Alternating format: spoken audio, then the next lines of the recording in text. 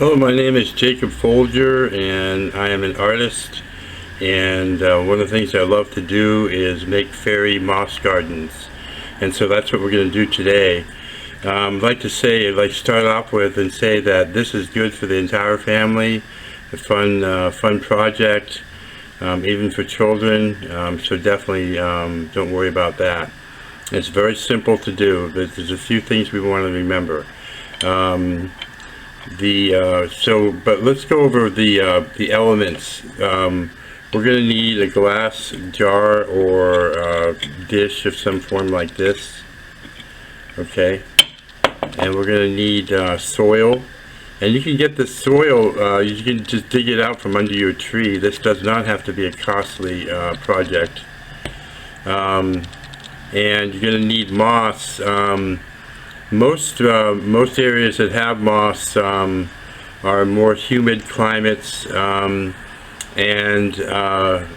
you would find it maybe on the north side of a tree or a building or a house or something like that growing. And the way to pick it basically is just to take a butter knife or something like that and scoop it out underneath like that.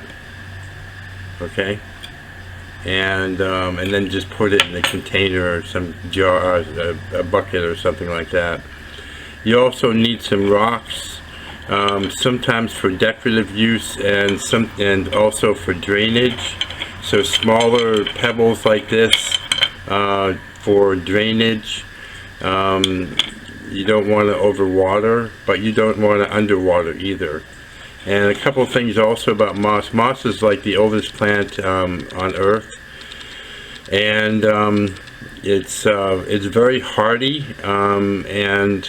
but it does require water. So this is a plant, you're going to have to water it, and I'll show you a little bit more about watering once we have it made.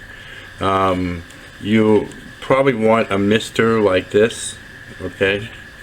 If the moss that you find is a little bit yellow, you can water it, and within a couple hours it'll start to turn green again. And then we'll need our fairy garden house, and I have a video on how to make a fairy garden house. Check that video out. It's very simple to make the houses, and you can just scale it to the size, the instructions to the size of the house that you need. And so we'll need one or two of those. And so we'll get started. I'm going to rearrange here a little bit. There we go. Alright, and so first we're going to put the pebbles in the jar. That one's a little bit big. And I just got these pebbles out of my front yard. I got the moss out of my yard. And so this really isn't costing much at all. This project is very inexpensive to do. And this jar I think I got at the either the dollar store or the thrift store. Thrift store is a great place to get glass. So you want to put your rocks in there, just covering the bottom, but maybe an 1.5 inches to 2 inches from the bottom. And part of the reason for this is when you have the soil in on top of it and the moss, when you water it, the drainage will keep the water away from the moss so that the moss is not just sitting in water. And what you can do is, if you get too much water in there, you can tip it like this. Just hold down the elements, the moss, the dirt, and the pebbles like this, and just tip it like that to get the water out. Because you definitely don't want it sitting in water like that. Okay. Then the next thing is the soil. You'll notice this soil looks really rich and brown, and like I said, underneath a tree is a really good place to get a big tree, like a big old oak tree or something like that. It's a good place to get the soil, and you just scoop it in like that.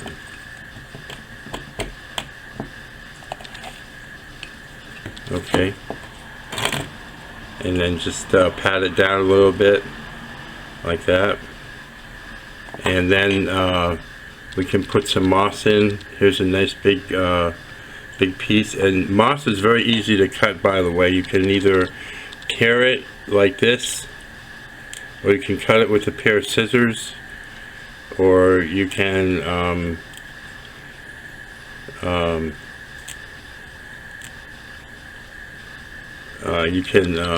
break it off. Okay.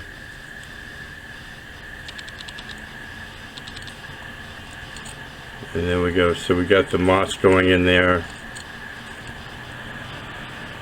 and there's other types of moss here. There's this green moss, this dark green moss. I'm going to put a piece of that over in the corner here.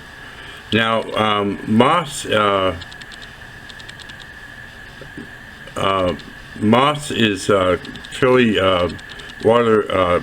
Has problem. It doesn't have problems with drying out if it's close cropped. If it's close cropped like this, and if you see moss, it's a lot thicker. It tends to be have problems with drying out sooner.